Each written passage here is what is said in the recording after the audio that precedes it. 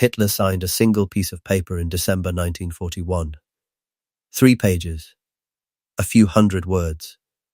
He declared war on the United States 4 days after Pearl Harbor, before a single American bomb had fallen on a German city. Inside that memo was one calculation about American factories. One number. One assumption about how long it would take Detroit to build a tank. He was wrong by a factor of 10. That single miscalculation killed 3.5 million German soldiers. It flattened 61 German cities. It put a Soviet flag on the Reichstag in 1945. One memo. One number. One man who never visited a factory floor in his life, deciding the industrial capacity of a nation 8,000 kilometers away. The Wehrmacht had just taken Kiev. They were 40 kilometers from Moscow. They had conquered more territory in 6 months than Napoleon conquered in a decade. Every general in Berlin believed the war was already won, and the man at the top of that empire looked at a country he had never seen and decided it could not build fast enough to matter. Every business school on earth now teaches this exact mistake. Every modern leader who has underestimated a rival's hidden capacity has made the same cognitive error this man made in December 1941. The same arrogance, the same blindness, the same fatal certainty. So how does a man who conquered most of Europe in 18 months look at the most productive industrial nation on earth and decide it is irrelevant? How does one signature on one document in one afternoon destroy an empire that took 10 years to build? And what was the exact line in that memo, the single sentence, where the war was already lost?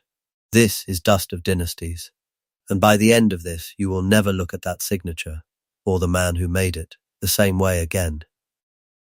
December 1941. Berlin is the center of the world. The swastika flies from the Atlantic coast of France to the outskirts of Moscow. Paris is occupied. Warsaw is rubble. Athens has fallen. The Balkans are pacified. North Africa is being contested by Rommel and winning. The German army is the most experienced, most successful, most feared military machine on the planet. 2 million men are inside Soviet territory. The Luftwaffe owns the skies over Europe.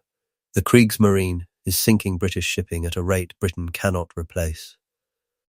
Hitler stands at the peak of his power. He has not lost a single major campaign.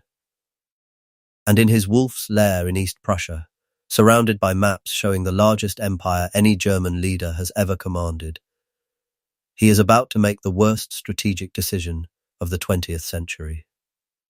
He believes America is a paper tiger. He has told his generals this for years.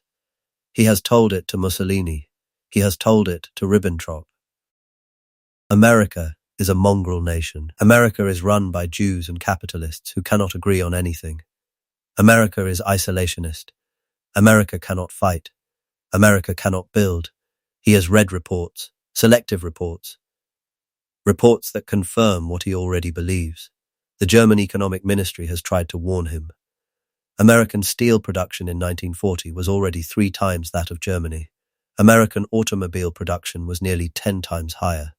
American oil production was 20 times higher. He waves the numbers away. Numbers without will are nothing. And Americans, he believes, have no will. This is the moment everything became inevitable. On December 7th, Japanese aircraft hit Pearl Harbor. 4 battleships at the bottom of the harbor. 2,400 Americans dead. The Pacific Fleet broken before breakfast. Hitler is delighted. He believes the Americans will now be tied up in the Pacific for years. He believes Japan has done him a favor. He believes the global balance has just shifted in his direction. And he makes a decision no treaty required him to make. No alliance demanded it. The Tripartite Pact only obligated Germany to defend Japan if Japan was attacked. Japan had attacked first. He declares war on the United States anyway.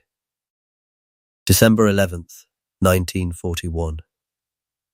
The memo is drafted inside the Reich Chancellery. Hitler dictates the core economic and strategic justification himself.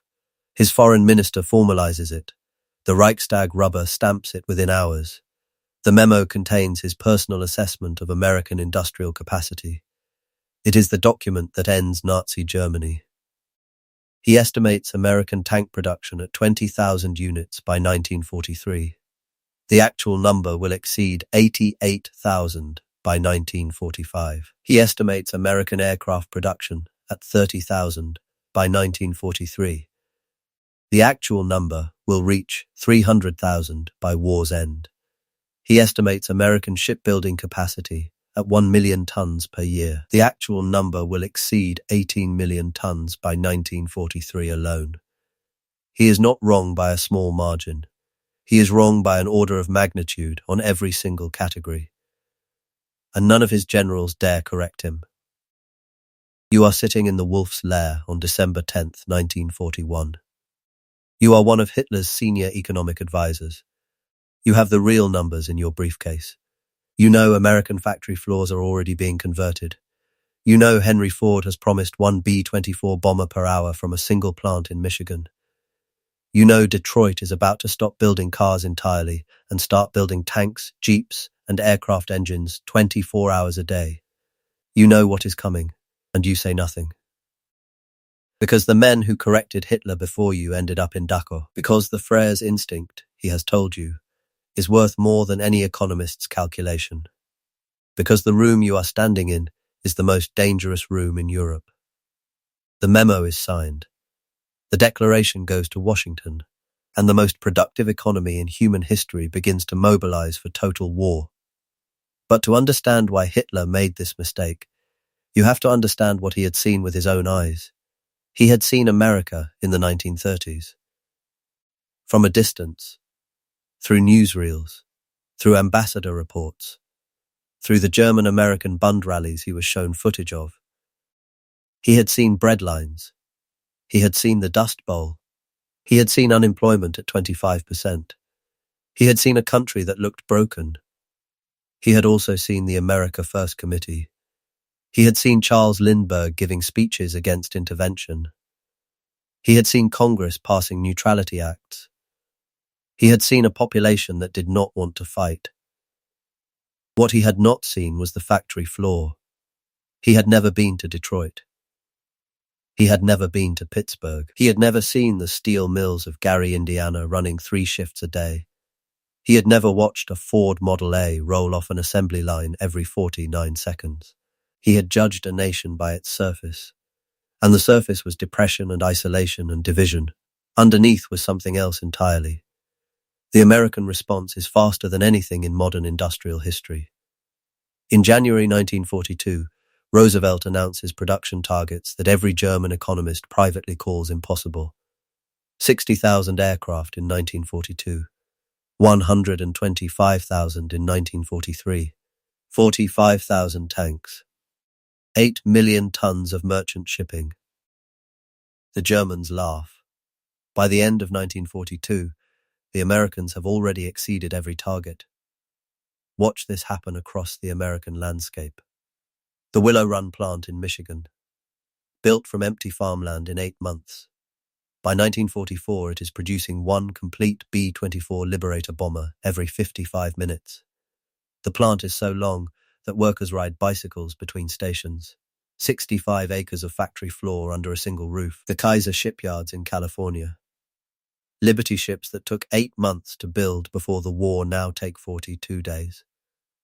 Then 28. Then one is launched in 4 days and 15 hours as a publicity stunt, fully operational. The Detroit Tank Arsenal. Built in 7 months on a Michigan cornfield. Operated by Chrysler. By 1943, it is producing more tanks per month than the entire German tank industry produces in a quarter. The Boeing plant in Seattle.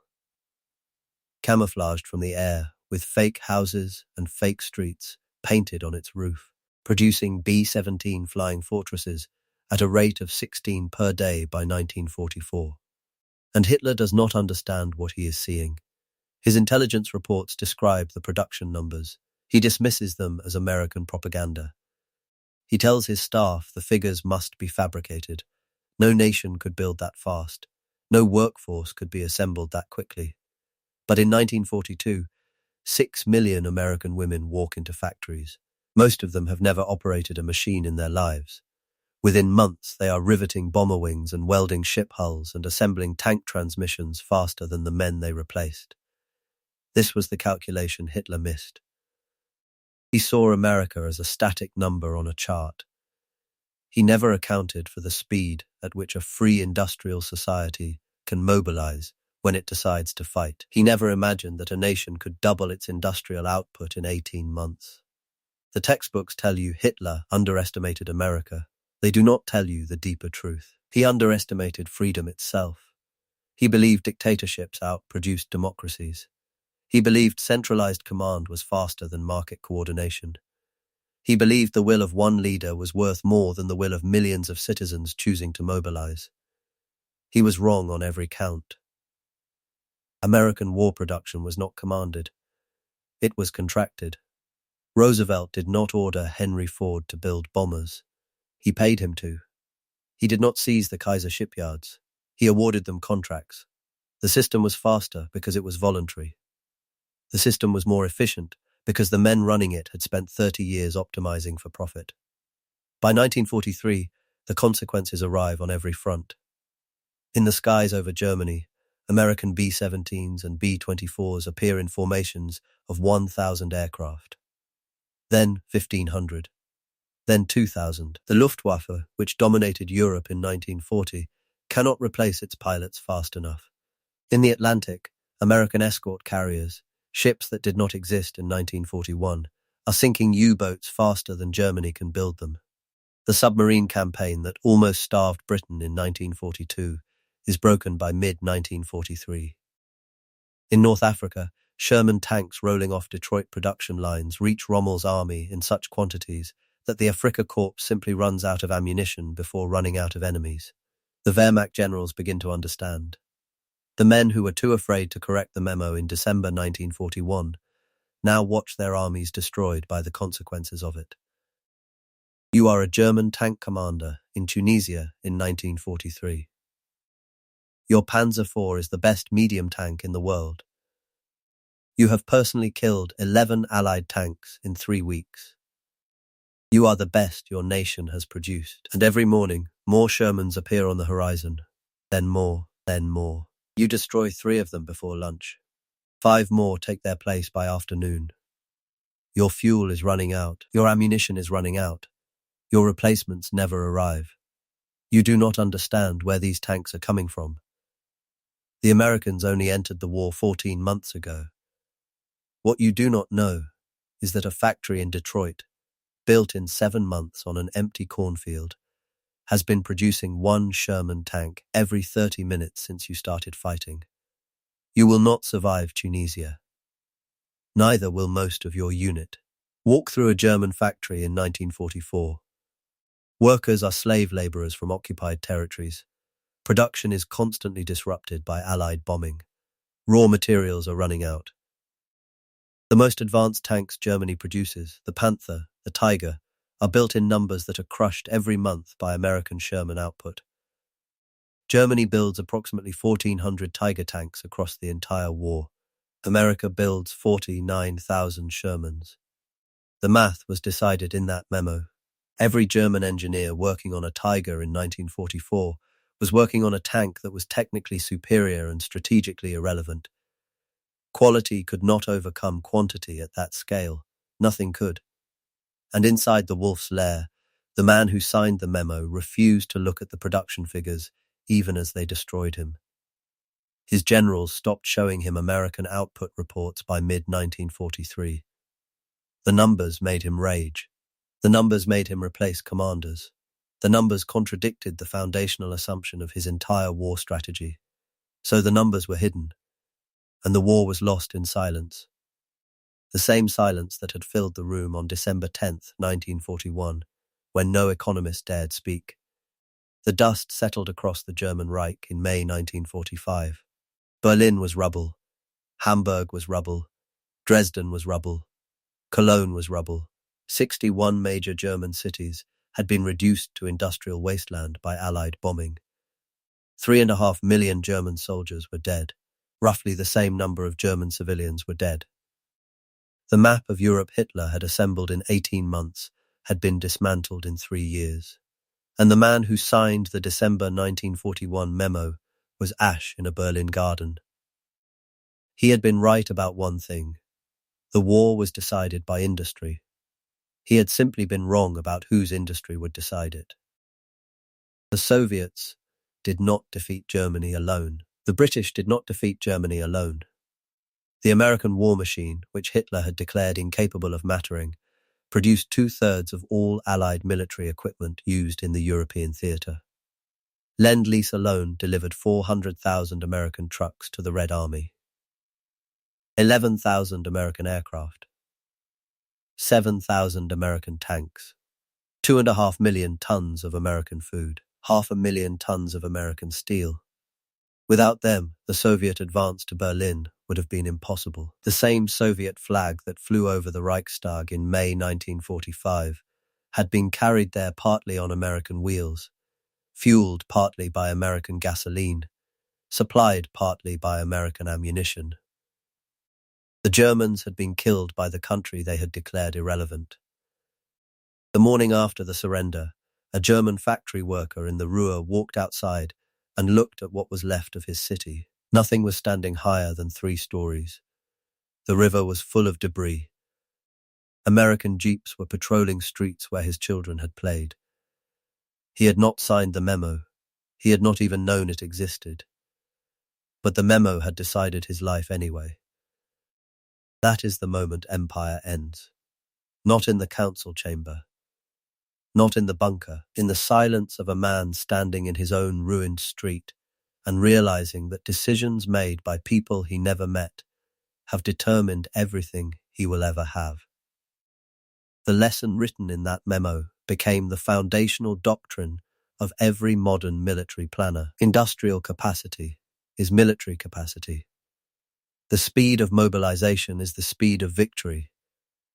And underestimating an adversary's hidden production reserve is the single most expensive mistake a wartime leader can make. The Pentagon studies this memo. So does Beijing. So does Moscow. So does every defense ministry in the developed world. And the modern parallels are everywhere. Every great power that has lost a recent war has made some version of Hitler's 1941 mistake. Underestimating Vietnamese willpower. Underestimating Afghan terrain.